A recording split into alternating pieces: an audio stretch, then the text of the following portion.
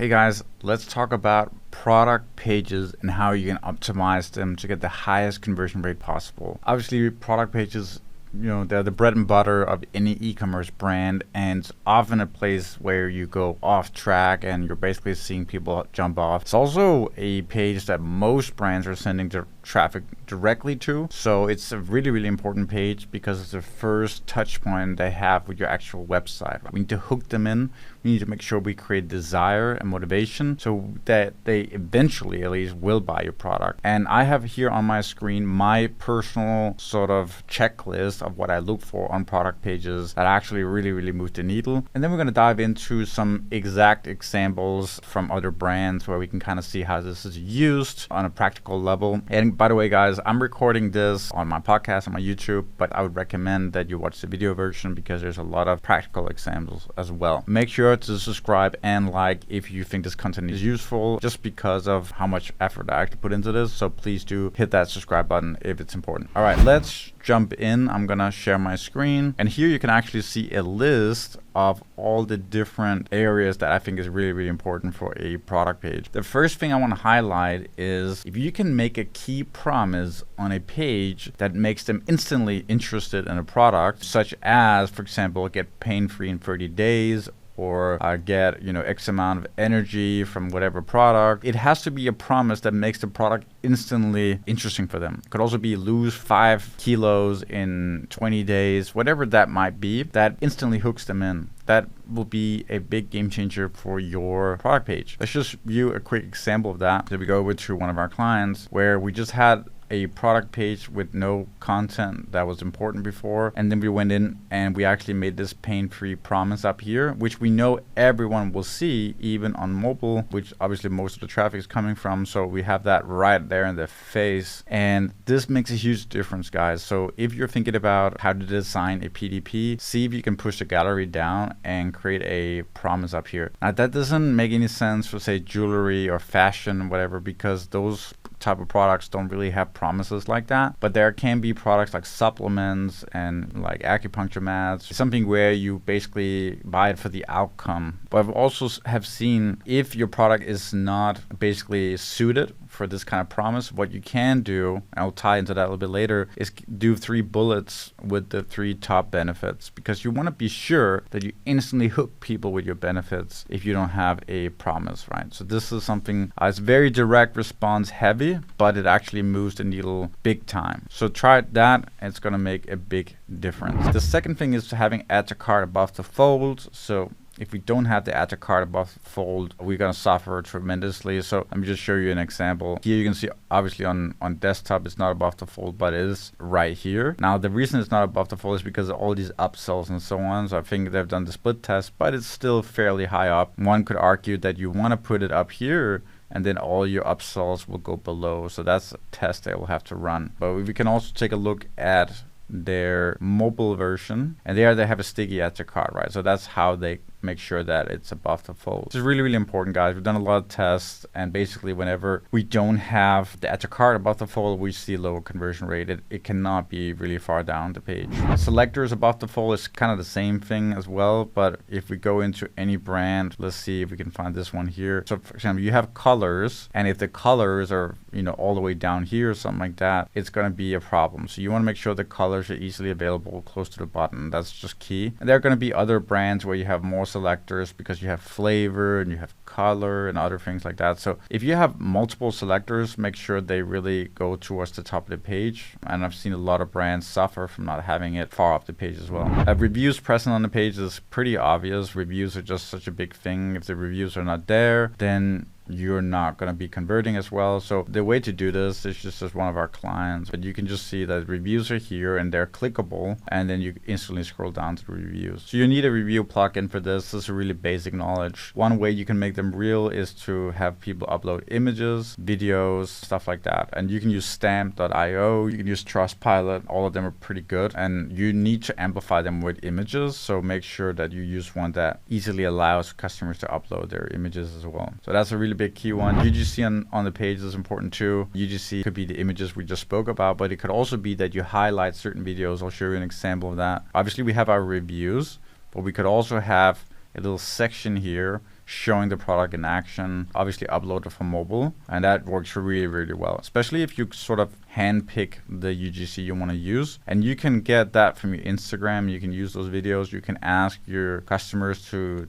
basically upload videos for you in exchange for a free product or whatever. Here's an unboxing one. Here's how to use it in action. And this makes it easier for people to see it's a legit product. So just note that you will definitely want to use UGC. Demonstrating how easy it is to get the desired effect is also something we're doing in the UGC, just because we're getting people to use it and showing how easy it is. But what we also did on this page, for example, is showing them that it takes 6 minutes to get to that good feeling, so how it works, and a little bit about what happens at each interval. So that's really, really important. And we can see other brands doing this, but not in the same way. So they're not really showing how easy it is. Well, they're showing a little bit about, some real results, but I like to have testimonials to talk about the product a little bit more and the desired effect. So that's just something they can improve a little bit. But of course, not every product is suitable for it, but that's just something I would highlight is, having testimonials of people saying, well, we used it now for 30 days and here's what we're seeing in our dog, for example. So that's definitely important. Sell the vacation, as we say, sell the desired effect. So you can also do testimonials of people that have taken it and talking about how happy they are right now after they went through the process. If it's, weight loss product, it's showing the before and after. So before and afters are really nice, especially if you can tie in videos as well. Industry publication quotes are important. It's really important that you don't just do logos, but you actually add in the quote from that magazine or whatever you got it from. So an example again here is not just Cosmopolitan, but actually a little bit of the quote from the magazine. What you could also tie in is when you click on the logos, it opens a pop-up with the article from the magazine as well. Expert reviews are really important. This is something, I know we're doing a lot of pet brands here, but it's just to show an example. We're seeing here that they have an expert review, so meet our vet, and then there's a little statement from her and her, basically her role, that she's a doctor, and her review. And they're also doing that in the gallery, as you can see here. And I think it's because they know that a lot of people will only consume gallery images, and they want to make sure they get all their benefits across. And that is a really, really, really good thing to do in your gallery. If you're not doing it, basically communicate every single benefit of the product, testimonials, reviews, why it's better, and so on. Because a lot of people will just do this and then they're done. They're not going to review anything else on the website. So your gallery is your opportunity to sell the product. Now, if you're selling fashion, stuff like that, you're not going to take that approach because it's going to be way too spammy, but then you're going to be basically looking at showing off the product, like having a nice gallery, having some studio shoots, and you're going to have outdoor shoots to show it off in different lighting and so on. Changes a little bit depending on the brand. Upsells and bundling. Again, it's a nice example to use Pet Lab because they have their subscription upsells and their bundling here. It just makes a lot of sense, and you can just add it in here. Then you're in the cart, and then in the cart, I think you get your free gift, and they're also doing some bundling and upsells. So you want to have that because you're going to leave your AOV way lower if you don't have that. So always make sure you have some really good ways to bundle and upsell. Obviously, with some discounts, if you can allow it, that will work a lot. I also see people adding in too few images in galleries, so I definitely think this is something you want to fix. So galleries obviously are important today because all traffic is on mobile, so you want to use it way more than you have used it in the past to sell your product. We just spoke about this literally. So you want to have a lot of images to make sure you're really selling it. And what you put in the gallery is really important. You can add in reviews and so on. And when we work with clients, we actually scrape the reviews and we try to understand why people are hesitant to buy the product. And then we find a review that basically addresses that specific anxiety or hesitation, and we put it into the gallery as a review. Like, I had this concern, I wasn't sure if I should buy it, but then after I bought it, I realized that it actually fixed this issue, and I was really happy with it in the end. So that kind of review addresses a main hesitation, which has been mine probably from reviews and surveys. That is extremely powerful, guys. That's really something you want to do as well. Clearly defined return policy. It's one of those things, if it's not clearly defined, you're going to lower your conversion rate instantly. So you want to make sure you have that highlighted, and it's not just like easy return policy, hassle-free return policy. No, it's like 30 days. Like, define the return policy. It's really, really important. And if you have a money back guarantee, it's the same thing. Define it. It should say, if you're not happy with the product or you don't get your desired results, return it, no questions asked, within 30 days. This is a guarantee that is specific, it's not vague, and people know what they're getting. That increases conversion rate. Everything else is fluff. And people still have that hesitation, like, oh, I have to fight with them probably if I want it back. It comes with all kinds of strings, and meaning I will not get my money back. Clearly defined.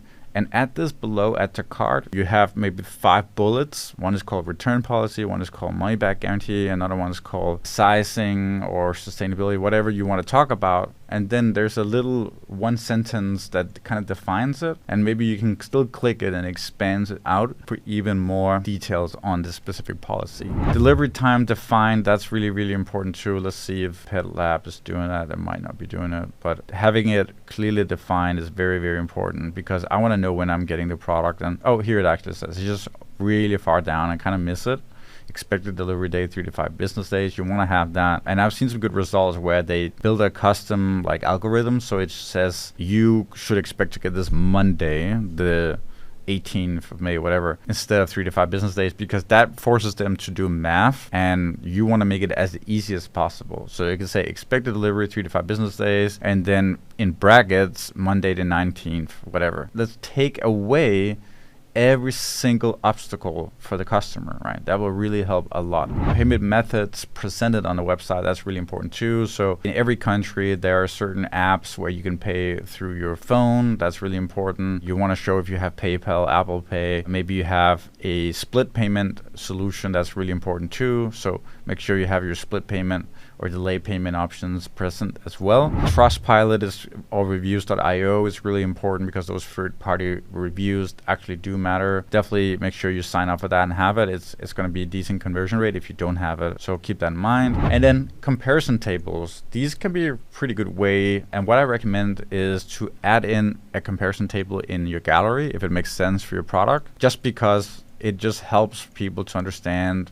why it's better than the competitors. You can see here, this is another brand called Nourished, and they also use the gallery like crazy. Like, look at that, they have reviews in the actual gallery, right, which is what we just talked about, but they're actually not doing comparison tables here, which I think is a mistake. Let's see if they have one further down. They have one here, right? So this is a comparison table. I think this is a decent one, but I prefer to actually put in 3 competitors and show how you're better than them, instead of just saying competitors, because it's super vague. And then this is good, and then I would also add it in the gallery as one of the slides, just because a lot of people actually don't scroll down. And then finally, you know, we have the sticky add to cart on mobile. That's really important. I think sticky add to cart is very important when you have really, really, really long pages. This page is not so long, so it's not as important. But for example, for this page, we have a very long page, and this is why they have their sticky add to cart as well. Just because if you're all the way down here, it's really hard to get back up to the button where you can buy. So you want to make sure you have that. And then obviously expand, so you can pick if you want a subscription or a one-time fee or whatever you want. So that's really important too. The last thing, sticky motivational progression bar. This is one that's really, really cool that I have literally only see Huel do. And I did this in my last video as well. I'm just going to highlight it again because I think it's a game changer, and I